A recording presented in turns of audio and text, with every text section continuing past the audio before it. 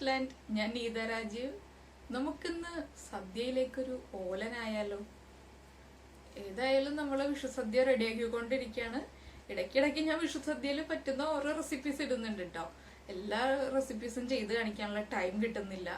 അതുകൊണ്ടാണ് ഇടയ്ക്ക് എന്നെ കൊണ്ട് പറ്റുന്ന റെസിപ്പീസ് ഞാനിപ്പോൾ ഇടുന്നത്. നമുക്ക് ഓണസദ്യ ആകുമ്പോൾ എല്ലാ റെസിപ്പീസും ഇടാം കേട്ടോ. അവിയലൊക്കെ ഞാൻ നേരത്തെ ചെയ്തിട്ടുണ്ട്. ഇപ്പൊ നമ്മുടെ നീതാസ് ടേസ്റ്റ്ലാൻഡ് എടുത്തിട്ട് അവിയൽ നോക്കിക്കഴിഞ്ഞിട്ടുണ്ടെങ്കിൽ അവിയൽ എങ്ങനെയാണ് ചെയ്തിരിക്കുന്നതെന്നാണ്. പിന്നെ നല്ല ചവ്വരി ഇട്ട സേമിയ പായസം ചെയ്തിട്ടുണ്ട്. നമ്മുടെ പഴംപുളിശ്ശേരി ഉണ്ട്. അപ്പൊ ഞാനിതെല്ലാം പറയുന്നത് ഇതിപ്പോ കണ്ടിട്ടില്ലാത്ത ആളുകൾ വിഷുസദ്യ ഉണ്ടാക്കേണ്ട ടൈമാണ്, അതുകൊണ്ടാണ് പറയുന്നത്. പിന്നെ കൂട്ടുകറി ചെയ്തിട്ടുണ്ട് നമ്മള്. ഏതൊക്കെയാണ് ഇഷ്ടം എന്ന് വെച്ചാൽ അത് നോക്കിയിട്ട് അത് ചെയ്യാം. പിന്നെ ചെയ്യാത്ത റെസിപ്പീസാണ് ഞാനിപ്പോ ചെയ്തുകൊണ്ടിരിക്കുന്നത്. അതിലൊന്നാണ് ഓലൻ. എനിക്ക് വളരെ ഇഷ്ടപ്പെട്ട ഒരു ഡിഷാണ്. അധികം എരിവില്ല, എന്നാൽ പുളിയില്ല, ഒരു എല്ലാം ബാലൻസ് ചെയ്യുന്ന ഒരു ഡിഷ് എന്ന് പറയാം നമുക്ക്. ഓലൻ എന്ന് പറഞ്ഞിട്ടുണ്ടെങ്കിൽ വളരെ സിമ്പിൾ ആയിട്ട് ഉണ്ടാക്കാവുന്നതേ ഉള്ളൂ. കുമ്പളങ്ങയും പയറും കുറച്ച് പച്ചമുളകും വെളിച്ചെണ്ണ തേങ്ങാപ്പാല്, അത്രേ ഉള്ളൂ ഇൻഗ്രീഡിയൻസ്. നമുക്ക് വിരലിലുണ്ടാവുന്ന ഇൻഗ്രീഡിയൻസേ ഉള്ളൂ. പക്ഷെ ആ ഒരു കറി എല്ലാം നമ്മളിപ്പോ ഒരു പുളിശ്ശേരി കഴിച്ചു, അതുപോലെ തന്നെ ഇഞ്ചിക്കറി കഴിച്ചു, അതിനുശേഷം അടുത്ത കറിയുടെ ഒരു ടേസ്റ്റ് നമ്മൾ അറിയണമെങ്കിൽ ഇതുപോലെയുള്ള ഒരു ടേസ്റ്റ് നമുക്കിപ്പോ പറയാനില്ലാത്തൊരു കറി കഴിക്കുക. അങ്ങനെ നമ്മളൊന്ന് ഓലനൊക്കെ ഒന്ന് ടച്ച് ചെയ്തിട്ട് നമ്മളൊന്ന് നാവില് ടച്ച് ചെയ്ത് കഴിയുമ്പോൾ അടുത്ത കറി കഴിക്കുമ്പോൾ അതിന്റെ ടേസ്റ്റ് നമുക്ക് കൃത്യമായിട്ട് അറിയാൻ പറ്റും. അങ്ങനെയുള്ള പർപ്പസിലാണ് നമ്മുടെ തലമുറക്കാരൊക്കെ ഓലൻ യൂസ് ചെയ്തിരുന്നത്. ഞാൻ വായിച്ചിട്ടുള്ള അറിവാണ് കേട്ടോ, എനിക്ക് അങ്ങനെ അറിയുള്ളൂ. ആരും പറഞ്ഞു തന്നിട്ടുള്ള അറിവല്ല. ഞാൻ ഒരുപാട് ബുക്സിലൊക്കെ വായിച്ചിട്ടുള്ള ഒരു അറിവാണ്. നമ്മൾ ഇതുപോലെയുള്ള കറികൾ, ഇപ്പോൾ ഓലൻ അതുപോലെയുള്ള, ഇപ്പോൾ ചില സ്ഥലങ്ങളിൽ ഞങ്ങളൊക്കെ സ്റ്റൂ എന്ന് പറയും, ചില സ്ഥലങ്ങളിൽ ഇഷ്ടു എന്ന് പറയും. അങ്ങനെയുള്ള കറികൾ നമ്മൾ പൊട്ടറ്റോ വെച്ചിട്ട് ചെയ്യുന്നത്, ഇങ്ങനെയുള്ള ചില കറികൾ നമ്മൾ ചെയ്യുന്നത്, നമ്മളിപ്പോൾ ഓരോ ഫുഡ് കഴിച്ചിട്ട് ഓരോ കറി കഴിക്കും സദ്യയിൽ. അതിനുശേഷം അടുത്തതിന്റെ ടേസ്റ്റ് അതേ രുചിയിൽ നമ്മുടെ നാവിന് കിട്ടാൻ വേണ്ടിയിട്ടാണ് ഇതുപോലെ ചില കറികളുള്ളത്. അപ്പോൾ ഈ ഓലനൊക്കെ നമ്മൾ ഇലയുടെ സൈഡിൽ വിളമ്പി വെച്ചിട്ട് ഇടയ്ക്കിടയ്ക്ക് ഓരോ കറി കഴിച്ചതിന് ശേഷം ഇടയ്ക്കിടയ്ക്ക് നമ്മൾ അതൊന്ന് ടച്ച് ചെയ്യുക. അപ്പോൾ അടുത്ത കറിയുടെ ടേസ്റ്റ് കൃത്യമായിട്ട് കിട്ടും. അപ്പൊ നമ്മൾ ഉണ്ടാക്കുന്ന എല്ലാ കറികളുടെയും ടേസ്റ്റ് എല്ലാവരും അറിയണ്ടേ. അപ്പോൾ എല്ലാവരും അറിയാത്ത ആളുകൾക്ക് ഈ ഒരു കാര്യം ഒന്ന് ഷെയർ ചെയ്ത് കൊടുക്കുക. എന്തുകൊണ്ടാണ് നമ്മൾ നമ്മുടെ സദ്യയിൽ ഓലൻ ഉൾപ്പെടുത്തുന്നത്? നമ്മളിപ്പോ ഒരു കറി കഴിച്ചതിന് ശേഷം അടുത്ത കറിയുടെ ആ ശരിയായ ടേസ്റ്റ് അറിയുന്നതിന് വേണ്ടിയിട്ടാണ് നമ്മൾ ഓലൻ എന്നുള്ള ഒരു കറി ഉപയോഗിക്കുന്നതെന്ന് എല്ലാവരും ഷെയർ ചെയ്ത് കൊടുക്കുക. ഇപ്പൊ നമ്മൾ സദ്യ കഴിക്കുമ്പോൾ പായസം കഴിക്കുമല്ലോ. പായസം കഴിച്ചിട്ട് ഇടയ്ക്ക് നമ്മള് പലരും സദ്യ ഉണ്ടുമ്പോൾ നമ്മൾ കാണാറുണ്ട് പായസം കഴിച്ചതിന് ശേഷം ഇടയ്ക്ക് അച്ചാറൊന്ന് തൊട്ടിട്ട് നാവിൽ വയ്ക്കുന്നത്.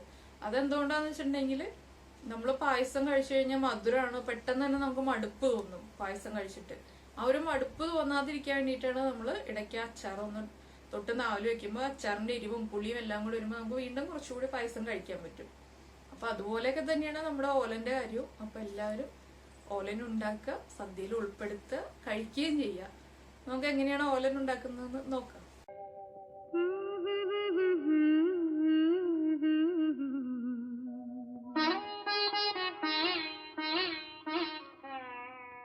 നമുക്ക് ഓലൻ ഉണ്ടാക്കാൻ വേണ്ടിയിട്ടുള്ള ഇൻഗ്രീഡിയൻസ് നമ്മളൊരു 100 ഗ്രാം വൻപയർ നന്നായിട്ട് കുക്ക് ചെയ്തെടുത്തിട്ടുണ്ട്. പ്രഷർ കുക്കറിൽ 5 വിസില് വരുന്നത് വരെ വേവിച്ചെടുത്തതാണ്. ഉപ്പ് ചേർക്കാതെയാണ് ഞാൻ പയർ വേവിച്ചെടുത്തിരിക്കുന്നത്. അതുപോലെ തന്നെ ഇത് കുമ്പളങ്ങ കട്ട് ചെയ്തെടുത്തതാണ്. ഒരു 400 ഗ്രാം കുമ്പളങ്ങയാണ് ഇതുപോലെ ചെറിയ പീസായിട്ട് കട്ട് ചെയ്തെടുത്തത്. പിന്നെ നമ്മൾ എടുത്തിരിക്കുന്നത് 5 പച്ചമുളക് എടുത്തിട്ടുണ്ട്. പച്ചമുളകിന് വലിയ എരിവില്ലാത്ത പച്ചമുളക് ആയതുകൊണ്ടാണ് ഞാൻ 5 പച്ചമുളക് എടുത്തിട്ടുള്ളത്.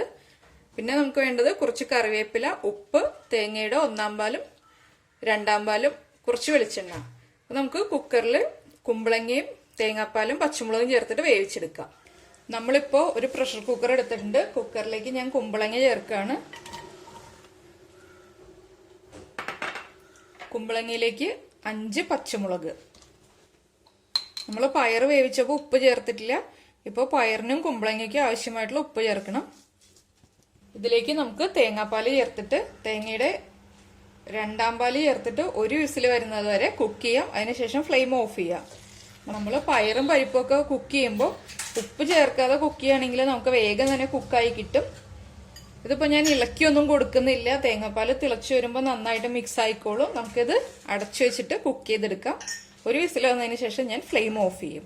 ഇപ്പൊ ഇതാ നമ്മുടെ കുമ്പളങ്ങയും പച്ചമുളകും ചേർന്ന് നന്നായി വെന്തിട്ടുണ്ട്. ഞാൻ കുക്കർ ഓപ്പൺ ചെയ്തു. ഇനി നമുക്ക് ഫ്ലെയിം ഓൺ ചെയ്യാം. ഇതിലേക്ക് നമ്മൾ വേവിച്ച് വെച്ചിരിക്കുന്ന വൻപയർ ചേർക്കുക. വൻപയർ ചേർത്തതിന് ശേഷം നന്നായിട്ട് മിക്സ് ചെയ്യാം.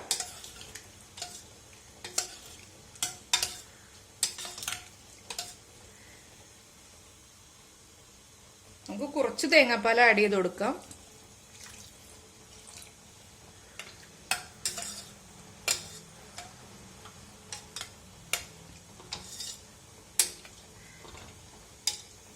ഇതിനെ ഒന്ന് നന്നായിട്ട് തിളച്ച് കുറുകി വരട്ടെ.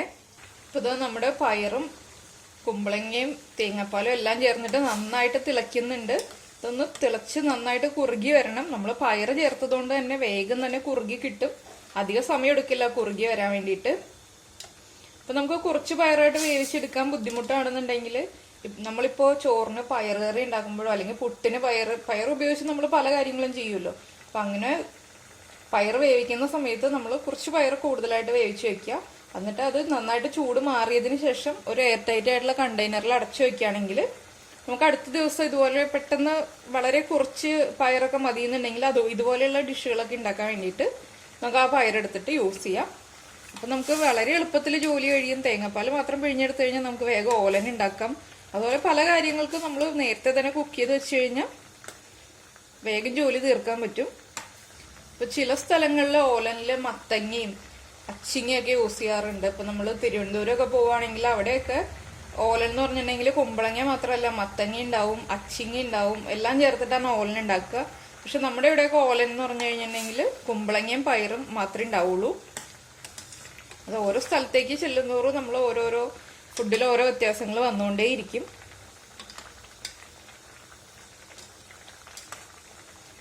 നന്നായിട്ട് തിളയ്ക്കുന്നുണ്ട്. നമുക്ക് ഉപ്പൊന്ന് നോക്കാം. ഉപ്പ് കുറവാണ്, ഞാൻ കുറച്ചുകൂടി ഉപ്പ് ചേർക്കാണ്. എരിവൊക്കെ കറക്റ്റ് ആയിട്ടുണ്ട്. ഉപ്പ് മാത്രം കുറച്ച് കുറവുണ്ടായിരുന്നുള്ളൂ. അപ്പൊ നമ്മൾ കുറച്ചുകൂടി ഉപ്പ് ആഡ് ചെയ്ത് കൊടുത്തു. ഇനി അടുത്ത ബർണറിൽ വേറെ കുക്കർ ഇരിക്കുന്നതുകൊണ്ടാണ് ഞാൻ ഇങ്ങനെ കുക്കർ തിരിച്ചു വെച്ചിട്ടുള്ളത്. അല്ലെങ്കിൽ ജോലികളൊന്നും വേഗം വേഗം നടപ്പാവില്ല. നമ്മുടെ പയറാണെങ്കിലും നന്നായിട്ട് വേവണം, പക്ഷെ അങ്ങോട്ട് ഉടഞ്ഞു പോവരുത്. ഇത് കണ്ടോ, കുമ്പളങ്ങ വെന്ത് ഉടഞ്ഞു തുടങ്ങിയിട്ടുണ്ട്. പക്ഷെ പയറ് നന്നായിട്ട് വെന്തിട്ടുണ്ട്, ഉടഞ്ഞു തുടങ്ങിയിട്ടില്ല. പിന്നെ നമ്മൾ പയറൊക്കെ വെള്ളത്തിൽ സോക്ക് ചെയ്ത് വെച്ചിട്ട് കുക്ക് ചെയ്യുകയാണെങ്കിൽ കുറച്ചുകൂടി വേഗത്തിൽ നമുക്ക് കുക്ക് ചെയ്തെടുക്കാം. ചട്ടിയിൽ വെച്ചിട്ട് തന്നെ കുക്ക് ചെയ്തെടുക്കാം. ഇപ്പൊ നമ്മൾ രാത്രി വെള്ളത്തിലിട്ടിട്ട് രാവിലെ കുക്ക് ചെയ്യുകയാണെങ്കിൽ രാവിലെ എഴുന്നേറ്റ് കഴിയുമ്പോൾ പയറ് സ്റ്റൗവിൽ വെച്ചിട്ട് നമുക്ക് ചട്ടിയിൽ മൺചട്ടിയിൽ വെച്ചിട്ട് കുക്ക് ചെയ്തെടുക്കാം. അങ്ങനെയാകുമ്പോൾ നമുക്ക് ഗ്യാസും സമയവും എല്ലാം ലാഭമുണ്ട്. പിന്നെ അത്യാവശ്യ കാര്യങ്ങളാകുമ്പോൾ നമ്മൾ പ്രഷർ കുക്കറിൽ തന്നെ ചെയ്തെടുക്കുക. ചട്ടിയിലൊക്കെ വെച്ച് കുക്ക് ചെയ്തെടുക്കുമ്പോൾ അതിൻ്റെതായിട്ടുള്ള നല്ല നാടൻ ടേസ്റ്റ് ഒക്കെ വരും നമ്മുടെ കറിക്ക്. പക്ഷെ നമുക്ക് ടൈം ഇല്ലാതെ വരുമ്പോൾ നമ്മൾ കുക്കർ തന്നെ യൂസ് ചെയ്യുക. ഇതൊന്ന് കുറുകി വരട്ടെ. അപ്പോൾ ഇതാ നമ്മുടെ കുമ്പളങ്ങയും തേങ്ങാപ്പാലും പയറും എല്ലാം ചേർന്നിട്ട് കുറുകി വന്നിട്ടുണ്ട്. വല്ലാതെ അങ്ങ് കുറുകി പോവരുത്. വല്ലാതെ കുറുകി പോയി കഴിഞ്ഞാൽ വീണ്ടും നമ്മൾ തേങ്ങാപ്പാൽ ചേർത്തിട്ട് നീട്ടി എടുക്കേണ്ടി വരും. ഗ്രേവിക്ക് അനുസരിച്ചിട്ട് നീട്ടി എടുക്കേണ്ടി വരും. ഇതുപോലെ ഒന്ന് കുറുകിയാൽ മതി. നമ്മൾ പയർ ചേർക്കുമ്പോൾ വേഗം കുറുകി കിട്ടുന്നതുകൊണ്ട് നമുക്ക് അധികം സമയം എടുക്കില്ല. പിന്നെ നമ്മൾ തേങ്ങാപ്പാലും പയറും എല്ലാം ചേർത്തിട്ട് തിളച്ചു തുടങ്ങുമ്പോൾ നന്നായിട്ട് ഇളക്കിക്കൊണ്ടേയിരിക്കുക. എന്താണെന്ന് വെച്ചിട്ടുണ്ടെങ്കിൽ പയറായതുകൊണ്ട് വേഗം കുറുകുകയും ചെയ്യും. പയറ് കുക്കറിന്റെ അടിയിൽ പിടിക്കാനും സാധ്യതയുണ്ട്. അതുകൊണ്ടാണ് നമ്മൾ ഇളക്കി കൊടുത്തോണ്ടേയിരിക്കുന്നത്. ഇനി നമുക്ക് ഫ്ലെയിം ഓഫ് ചെയ്യാം. ഫ്ലെയിം ഓഫ് ചെയ്തതിന് ശേഷം നമ്മൾ തേങ്ങയുടെ ഒന്നാം പാല് ചേർക്കുക. നമുക്ക് എത്ര ഗ്രേവി വേണോ അതനുസരിച്ചിട്ട് തേങ്ങയുടെ ഒന്നാം പാല് ചേർക്കുക.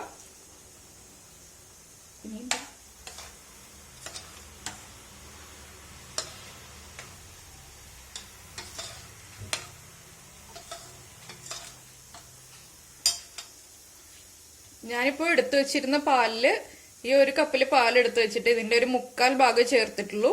അത് മതി നമ്മുടെ ഓലന് വേണ്ടിയിട്ട്.